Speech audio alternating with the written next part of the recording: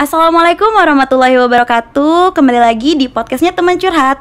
Di segmen kali ini kita bakal datangkan narasumber yang seorang WNA, seorang influencer, tapi katanya sih cinta banget gitu sama Indonesia.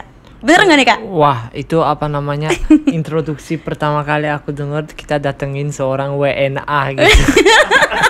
WNA gitu ya. Langsung tuh, imigrasi langsung ping, cek semua gitu ya.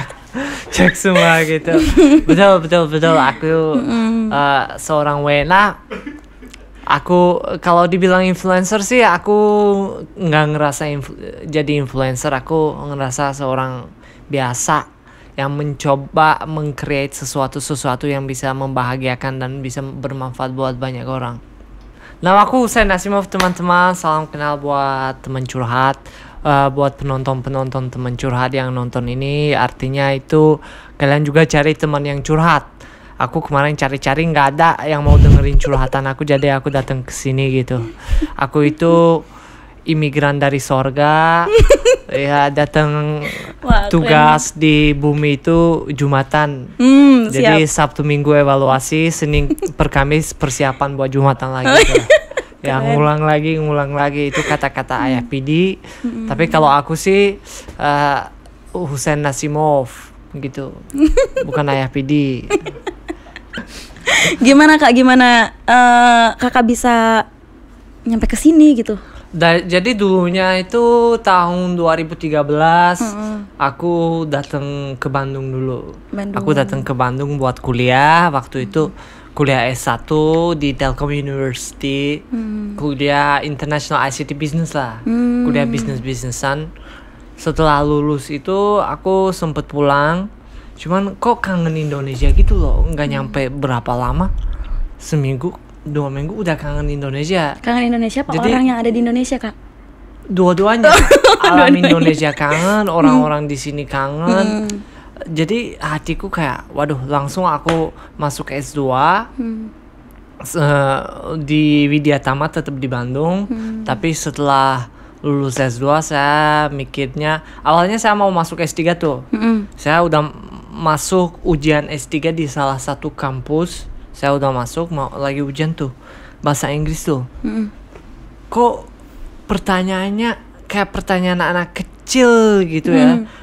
Apakah ini S3 gitu? Lama-lama iya bener, semua kayak anak kecil. Buat apa saya S3 gitu? Saya taruh gitu, terus saya keluar, saya pindah ke Jakarta, saya bikin perusahaan, dan sekarang alhamdulillah kita lagi jalan di dunia entertainment. Mantap, keren. Bisa tuh Kak rekrut Pandu Kak? Pandu seharusnya rekrut saya gitu. Dia itu orang hebat. Iya, hebat banget. Bisa membangun teman curhat. Dan menurut saya itu teman curhat itu aplikasi kalian dan portal kalian, media kalian itu sangat membantu buat banyak orang. Karena ada beberapa teman-teman saya sendiri yang sering pengen curhat, cuman gak berani curhat ke orang yang kenal. Iya, betul. Karena takut dijudge. Tapi kalau dengan kalian punya aplikasi kayak gini, saya ada masalah, saya tinggal masuk, curhat. Dan saya tahu ini gak bakal ngejudge aku, gak bakal cerita aku ke teman-teman aku, karena gak kenal juga. Saya bisa betul. Lewat anonim aja chat, curhat gitu.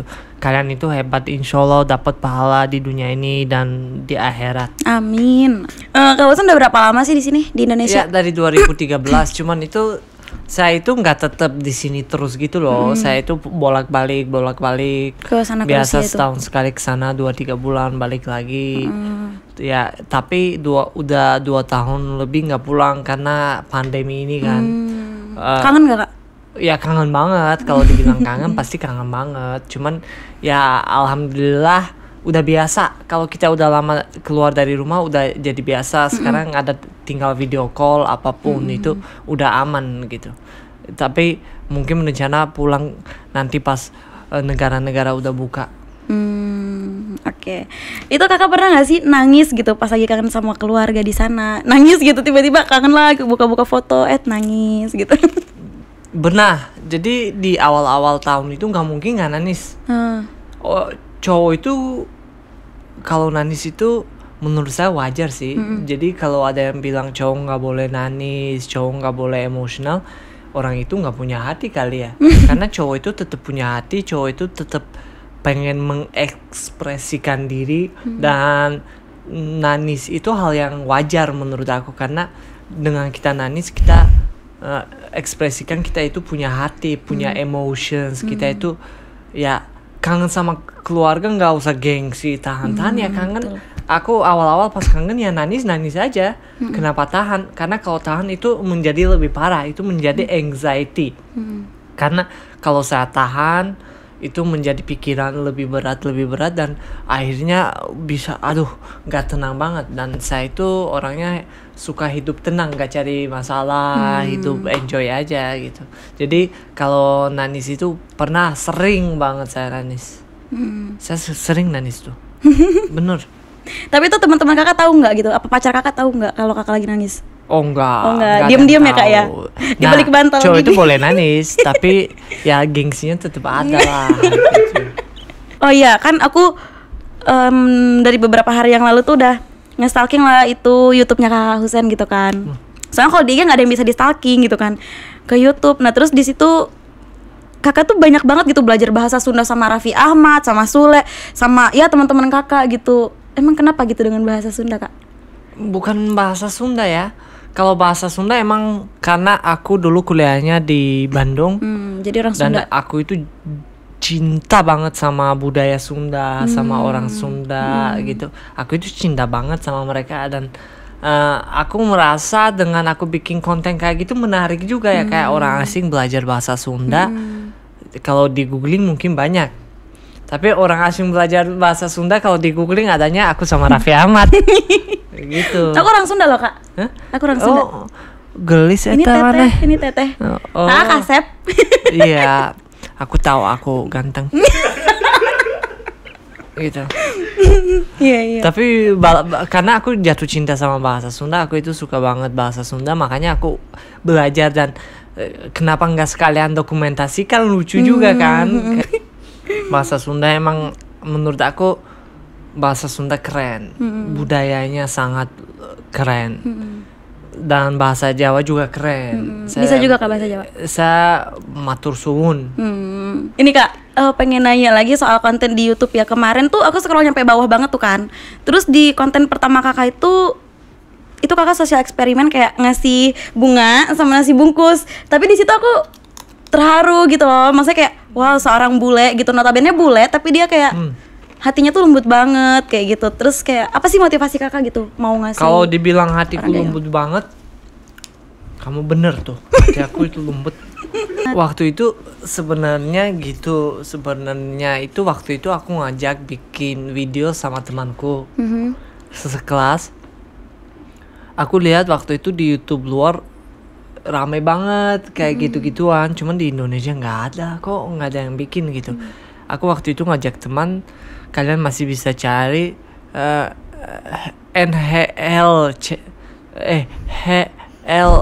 HLC Husen Louis Channel. Waktu itu ada masih itu temanku itu teman hebat. Cuman setelah bikin sama dia itu kayak dia kurang motivasi, dia pengen fokus yang lain. Aku bikin channel sendiri gitu. Terus waktu itu kepikiran bikin apa ya? Awalnya aku pengen bikin tentang ibu. Awalnya tentang ibu karena aku waktu itu kangen ibu dan aku pengen kasih tahu orang-orang ibu itu harus kita hargai. Cuman terlalu ribet bikin videonya, dalam arti bukan cuma editan, waktu segala macem. Jadi aku bikin video-video yang lain dulu, terus beres itu bikin, kalau kamu nonton video ibu juga ada. Ada, aku nonton. Iya, jadi aku nanya orang-orang, kamu kangen gak sama ibu kamu? Coba telepon, berani gak bilang cinta sama ibu kamu? Sampai ada, kamu goblok, kamu kenapa bilang gitu? Iya, kamu sampai ibunya pasti lagi panik. masalah ya Iya, gitu, sampai dimarah-marahin gitu. Itu kan harus izin mall dapet segala macam. Jadi aku itu suka bikin konten kayak gitu, kayak bermanfaat, yang kayak konten itu kalau aku mati itu tetap orang nonton enjoy. Betul. Gitu, bukan konten abal-abal, walaupun konten lucu pun aku juga banyak suka, gitu. Tapi aku usaha mungkin nggak ada aku usaha mungkin nggak bikin konten prank aneh-aneh gitu. Aku itu dulu nggak punya peralatan, nggak punya komputer, punya sih, nggak punya apapun pokoknya yang lighting segala macam. Aku cara bikin video gimana? Aku cari tahu tuh di kampus ada fakultas kayak film-filman gitu tuh. Aku bilang tuh ke orang-orang sana, siapa mau bikin video, aku masukin namanya, nanti kalian terkenal tuh. Dari sekian banyak 2-3 yang mau, sama masing-masing saya bikin 1-2 video, udah ada konten, udah ada followers, mereka juga senang. Jadi mereka mau bikin lagi tanpa modal, tanpa apapun, tinggal saya minta aja. Orang itu malu minta zaman sekarang. Tinggal minta, bener deh. Bener kayak dia ya, minta di fallback gitu Kak. Keren. Aku bakal fallback kamu tuh. Tuh sekarang aku fallback kamu karena kamu minta. Kamu udah follow belum? Pernah gak sih Kakak minta sama orang misalnya minta collab tapi ditolak kayak gitu? Ya sering banget. Kalian jangan sakit hati kalau gitu. Penolakan itu hal yang biasa. Jadi ketika kalian udah biasa dengan orang nolak kalian, nanti kalau makin naik kalian, orang nolak kalian, orang benci sama kalian, ya biasa aja karena kalian udah pernah lewati masa itu. Dan misalnya ya, aku juga sering tolak collab sama orang. Kenapa? Karena aku biasa lihat tuh, jangankan orang yang nggak kenal, sama-sama udah ya? Oh, dua-duanya. Oke, mantap. Aku saudara sepupu aku sendiri bikin YouTube channel, minta aku bantu dia, aku nggak bantu dia bikin video sama dia. Karena aku suruh dia, kamu bikin minimal 10 video. Dia suruh aku promosi, aku nggak promosiin. Karena aku kasih dia syarat, kamu bikin minimal 10 video baru aku bantu kamu. Kenapa aku bilang gitu? Karena biasa orang itu excited ke asik gitu, bikin 1 video udah berhenti lagi. Jadi dengan dia bikin konsisten 10 video, aku tahu ini mau fokus. Aku bantu buat scale up dia. Karena itu bukan karena aku pelit, aku pengen di mindset dia itu dia belajar nggak semua hal gampang, dia harus konsisten bikin mulu kalau dia mau emang naik level gitu. Aku juga dulu siapa yang mau bantu, nggak, jarang banget dulu artis, hampir nggak ada artis yang mau bikin video sama aku. Aku datang ke Indonesia kenal 0 orang, nggak ada satupun aku kenal. Aku di bandara pun dijemput sama orang yang aku nggak kenal. Bener, dari kampus sama orang yang aku nggak kenal dijemput sama dia. Lama-lama kenal, aku mau berterima kasih banget sama Ahmad Dhani. Ahmad Dhani itu salah satu artis pertama yang mau bantu aku kenalin sama orang. Aku kenal dia di kafe juga. Di Bandung tuh apa di Jakarta? Di Bandung. Di Bandung. Waktu itu temanku bikin acara gitu, ada Ahmad Dhani. Aku minta nomornya, aku jadi cocok bertemanan sampai sekarang. Kedua, Hotman Paris. Pak Hotman keren. Banyak orang nanya gimana caranya aku bisa kenal banyak artis, itu mau banyak pengusaha besar gitu. Karena aku berani nyamperin mereka. Waktu itu aku lihat tuh siapa lagi viral ya, Hotman Paris waktu itu viral-viralnya karena kalau nggak salah nabrak Lambo di tol. Siapa ya itu, anaknya atau dia, aku lupa tuh. Ya pokoknya masalah Lambo ditabrak, dia viralnya. Hotman Paris Instagram. Aku tanya teman-teman, nggak mungkin itu levelnya. Buat teman-teman mindsetnya kan kayak buat teman-teman kalau ini artis nggak mungkin ada yang bisa deketin. Kok kenapa nggak bisa gitu? Aku cari tahu ternyata tiap pagi dia di Kopi Joni. Aku nyamperin dia ke Kopi Joni. Pakai celana pendek, pakai kaos kayak kosong gitu. Kalau kalian cari collab aku pertama kali sama Pak Hotman ya gitu, kan nggak sopan banget. Tapi waktu itu aku nggak tahu itu nggak sopan, soalnya kan di orang asing itu biasa gitu. Aja.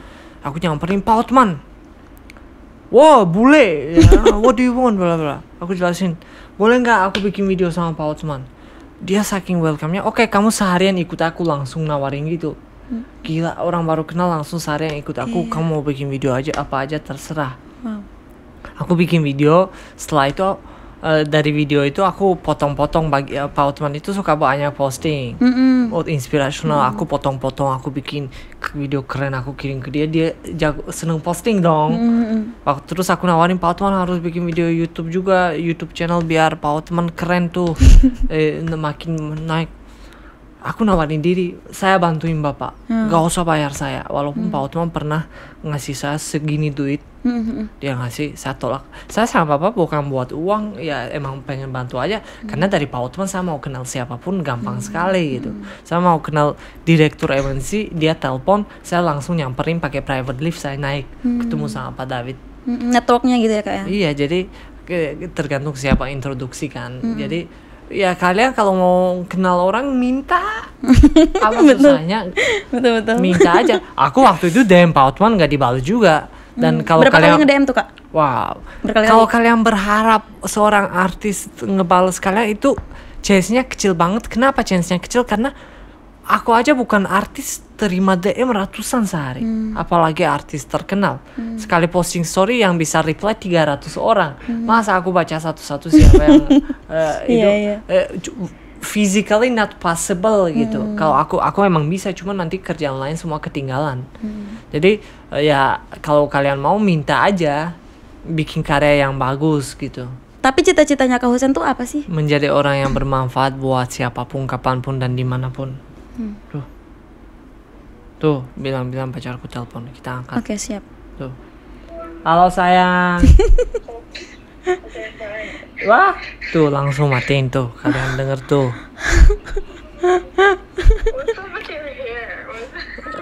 Sayang, kamu itu lagi live broadcasting tuh.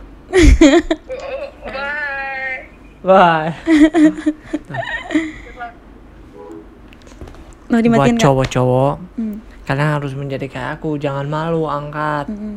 Beres itu pacar kalian gak ganggu kalian lagi. Jadi kalian bisa sibuk aktivitas lain. Betul, setuju. Karena kalau kalian gak angkat, dia kan mikirnya aneh tuh. Iya. Oh, ini orang kenapa gak angkat ya? Iya.